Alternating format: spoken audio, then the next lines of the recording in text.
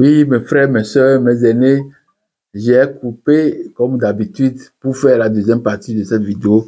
Nous avons vu la définition de être, nous avons vu la définition de Jésus, nous avons vu que l'Éternel est un nom générique, nous avons vu que Dieu est un nom générique parce qu'il est remplacé par Éternel. Nous avons vu que Jacob, Abraham et Isaac, Abraham, Isaac et Jacob ne sont pas des noms de Dieu. Et tout ça là, nous avons vu que le nom même de Dieu n'est pas encore arrivé. Donc, et je suis, c'est la lumière. Je suis, c'est Anoki. Anoki veut dire la lumière, le souffle de vie. Donc, et le souffle est éternel. Donc, nous avons vu que l'éternel, c'est le souffle. Le souffle éternel, c'est Dieu. C'est encore ce qui brille. C'est encore le souffle. Donc, parce que ce sont des choses qu'on ne peut pas saisir. Ce ne sont pas des choses matérielles. Vous voyez, on peut avoir des représentations, mais dans la réalité, ce sont des choses abstraites. Donc, nous avons vu toute cette définition et je vous ai lu aussi 1 Jean 1 verset 5 et puis j'ai lu aussi 1 Thessaloniciens 5 verset 5. Il y a aussi Matthieu 5 verset 14 aussi que je n'ai pas lu, mais bon, vous allez lire ça. Donc, nous continuons le message. Nous allons entamer maintenant le premier point de l'étude. Le premier point, le point même, parce qu'on est dans le point 3. Le point 3 qui me dit, explique que le point 3 qui est réservé la fois dernière pour ce message. Donc, le point 3, qu'est-ce que le point 3 nous dit? Le point 3, on aura la réponse à la question posée par l'intitulé. Et donc, dans cette réponse, nous allons faire 6 points. A, B, C, D, E. Donc, on va faire l'explication du tétragramme. Et puis après, on verra si on peut continuer avec les autres. Donc, l'explication du tétragramme. C'est le point essentiel de ce message, l'explication du tétragramme. Comment on peut lire le tétragramme? C'est ça le point essentiel de ce message.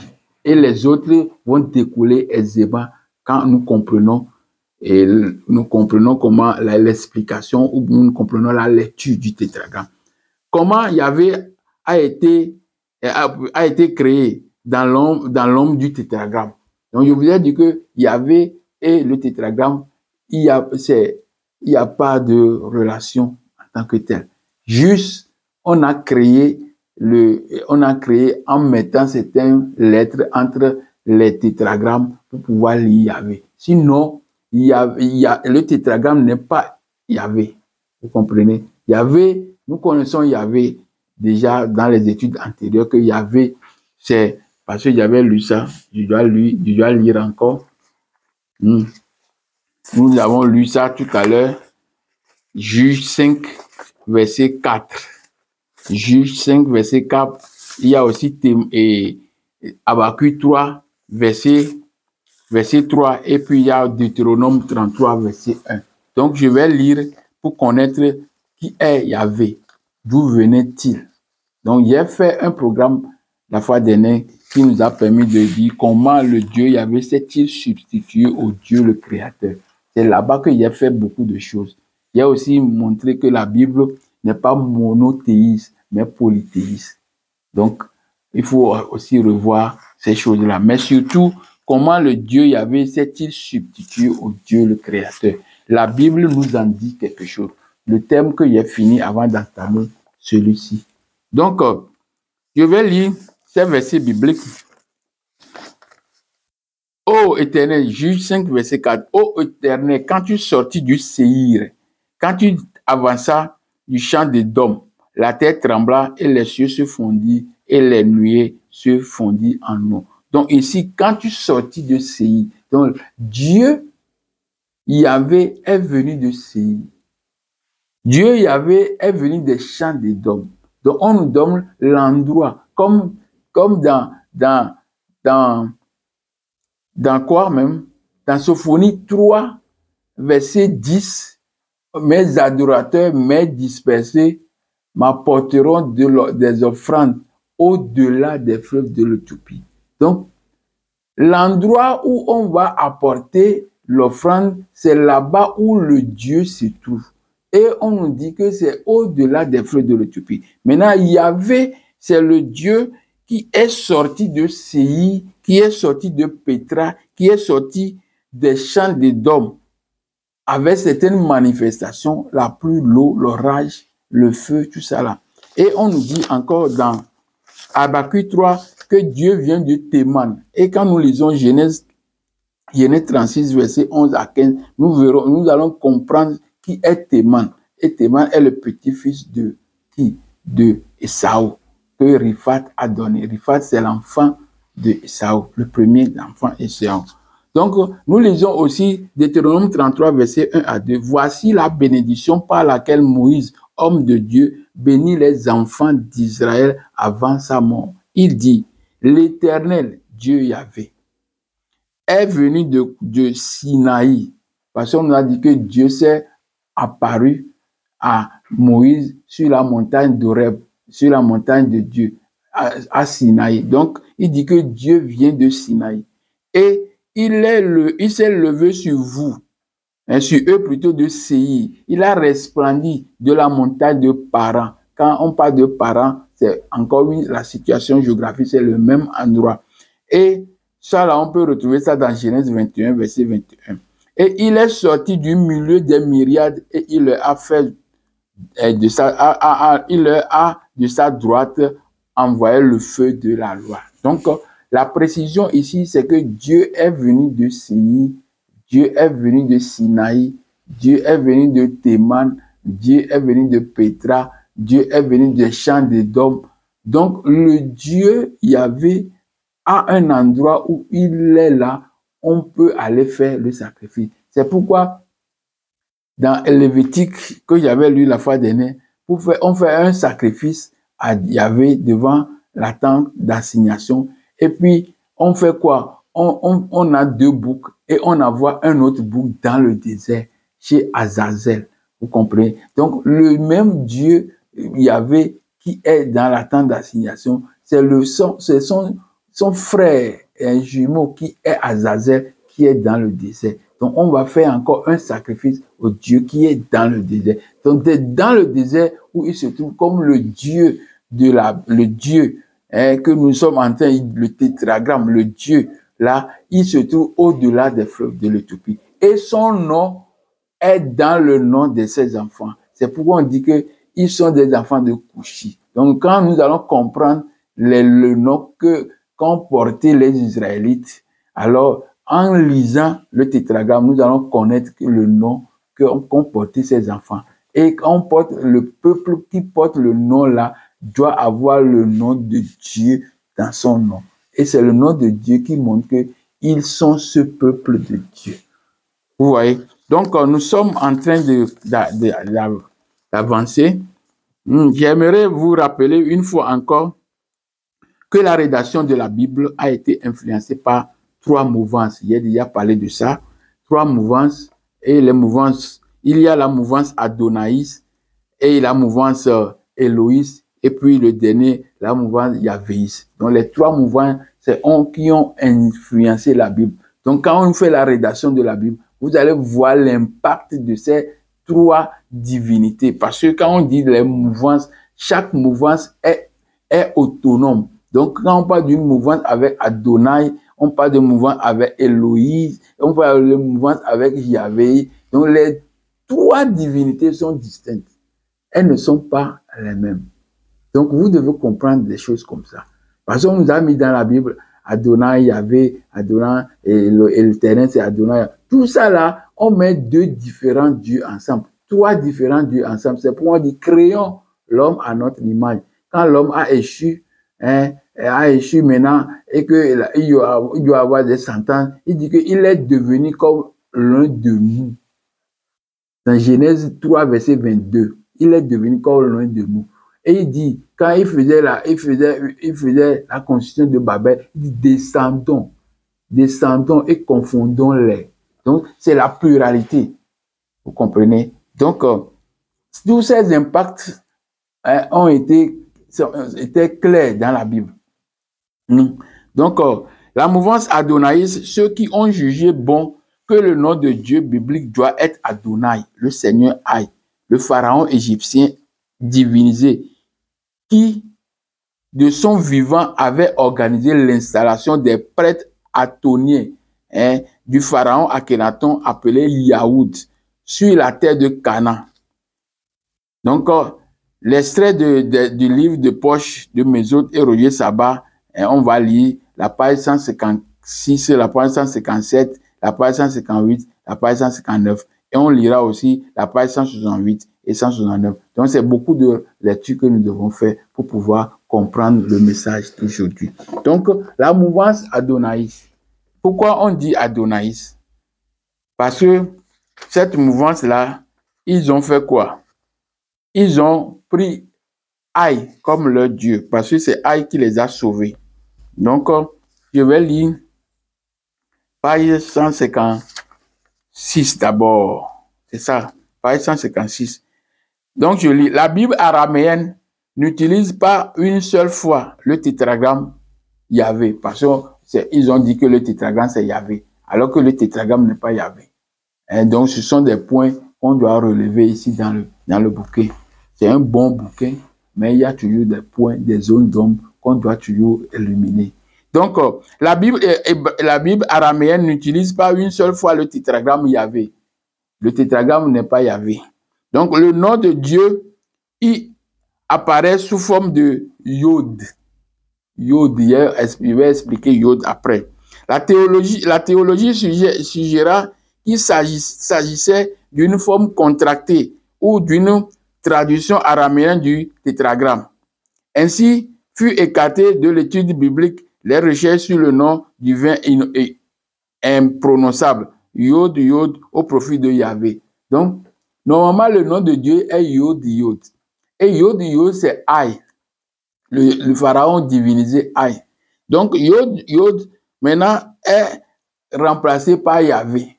Vous comprenez? Donc, vous voyez qu'on a remplacé Yahvé par Yod, Yod. Yahvé n'est pas égal au tétragramme. Ce sont des tentatives, des fantasies pour arriver à avoir une conformité avec le tétragramme. Donc, lui-même imprononçable, vous voyez, puisque l'un était l'image de l'autre. Vous voyez, donc quand on dit l'image de l'autre, ça veut dire c'est une copie, une ressemblance, un second. Donc, ça veut dire, quand on parle de second, ça veut dire qu'il y a deux êtres là-bas. Il y a Aïe et il y a Yahvé. Vous comprenez? Donc, de plus, aucune approche égyptologique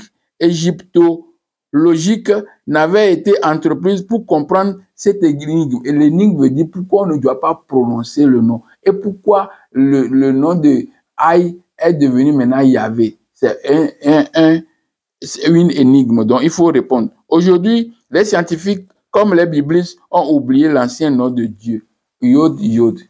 Vous voyez, eux, ils ont maintenant écrit dans la Bible plus Yod, Yod, mais ils ont écrit seulement Yahvé. Alors que Yahvé a pris la place, s'est substitué à Yod, comme il a dit la substitution. Donc, pourtant, Champollion, c'est lui qui nous a fait connaître le décryptage de l'hiéroglyphe. Comment on va lire l'hiéroglyphe? C'est lui. Parce que toute chose sur cette terre, c'est l'homme seul qui peut comprendre. Il n'y a pas quelque chose d'autre qui va venir, non. Dieu a compilé l'homme et il lui a donné toutes les informations. La lumière éclaire la personne et puis il va avoir le message. C'est comme ça se passe. Donc, pourtant, Champollion, lui, ne l'avait pas oublié. Il avait pressenti, sans pouvoir le prouver, que le nom du Dieu de l'ancienne Bible araméenne était en rapport étroit avec le Dieu du peuple sorti d'Égypte. Donc, le Dieu, c'est Aïe qui a fait sortir le peuple d'Akhenaton en Égypte, parce que c'est eux qui ont parlé de monothéisme atonienne. Donc, c'est lui qui a aidé à faire sortir ce peuple d'Égypte et les déposer à Canaan. Et donc, pour eux, Aïe est le Dieu, parce qu'il est de son vivant déjà Dieu. Et après ça, on l'a encore diviné. Donc pour eux, Aïe est Dieu. C'est pourquoi on nous dit que pourtant Champollion, lui, ne le savait pas, ne l'avait pas oublié. Il avait pressenti sans pouvoir le prouver que le nom du Dieu de la Bible et la Bible araméenne était en rapport étroit avec le Dieu du peuple sorti d'Égypte, le Dieu des prêtres monothéistes Yahou déportés en terre de Canaan. Vous voyez, c'est comme ça. Leur nom était établi à partir de la lettre Yod, symbole de puissance manifestée depuis le début du hiéroglyphe de Aïe. Donc, maintenant, on nous dit encore que en introduisant le Hé, souffle de vie, à l'intérieur, l'ensemble se prononce Yahou. Tout ça, là, je vais après vous donner l'explication. Donc, on lit encore la Bible hébraïque, pas hébraïque, la Bible araméenne dévoile Aïe comme homme de guerre, donc général d'armée. Donc, c'est pourquoi dans la Bible araméenne, on écrit Aïe est un homme de guerre. Aïe est son nom. Dans Exode 15, verset 3, on lit encore la même chose dans la Bible hébraïque. Yahvé est un homme de guerre. Yahvé est un nom, est son nom. Vous voyez donc, c'est une copie. Normalement, dans la Bible, là-bas, c'est Aïe. Mais dans la Bible hébraïque, dans la Bible araméenne, c'est Aïe. Dans la Bible hébraïque, on a parlé de Yahvé. Yahvé n'est pas égal à Adonai. Bien qu'on nous a écrit que Adonai, quand on dit Adonai, c'est Yahvé qu'on appelle. Non, on n'appelle pas Yahvé, n'est pas Adonai. Tout est distinct. Ils ne sont pas les mêmes. Vous comprenez? Donc tout ça là, on va vous expliquer ça à travers la lecture macroscopique. Parce que seule la lecture macroscopique peut nous permettre de comprendre les choses qu'on a écrites et que nous sommes en train de s'identifier à ça comme si nous marchions sur la route créé par Dieu pour venir chez lui. Non, c'est faux. On ne peut pas aller comme ça. Donc, j'ai lu la page 57. On va lire la page 58. La page 58, Champollion avait découvert la filiation entre le peuple biblique des prêtres Yahou et l'ancien Égypte. Il donne l'explication suivante. Donc, on va laisser. À ce niveau de démonstration, en tenant compte de découverte de Champollion, il est parfait, clair que ce sont historiquement les Yaouds qui ont été déportés par le divin Père Aïe au début du règne de Toutankhamon. La Bible araméenne révèle l'histoire de Yaoud, adorateurs du pharaon Aïe. Ils sont bien le chaînon manquant, comme le montrent les cartouches du royaume de Juda et des villes. Donc, quand vous voyez, on a tout dessiné, tout est là. Il n'y a pas de différence, il n'y a pas quelque chose qu'on a changé. Tout est toujours là, disposé. Il y a des cartouches, il y a des écrits qui montrent tout ça là. Ce ne sont pas des fantaisies qu'on est en train de faire. Il n'y a pas de fantaisie ici. Donc, je vais lire la page 169. La page 169. La Bible araméenne révèle ici que les Yaouds sont les prêtres de l'Égypte. Casse différente des Hébreux, introuvables en Égypte ancienne. Donc, les Hébreux, quand on dit Hébreux, c'est introuvable en Égypte ancienne. Donc, seulement, c'est les prêtres Yaoud, les Égyptiens. C'est pourquoi ils ont écrit le livre Les secrets de l'Exode, origine égyptienne des Hébreux. Donc, les Hébreux sont des Égyptiens, mais on ne les appelle pas Hébreux en Égypte. Ce sont les Yaoud qu'on les appelle. Donc, on va voir pourquoi on appelle aussi Yaoud. Dans les chapitres 8 et 11 du livre de Jérémie, le prophète met plusieurs fois le peuple en garde contre la Bible mensongère des scribes. Donc, ils savaient que avec le temps, ils vont essayer de changer les choses. Donc, ils faisaient des cris d'alarme déjà depuis.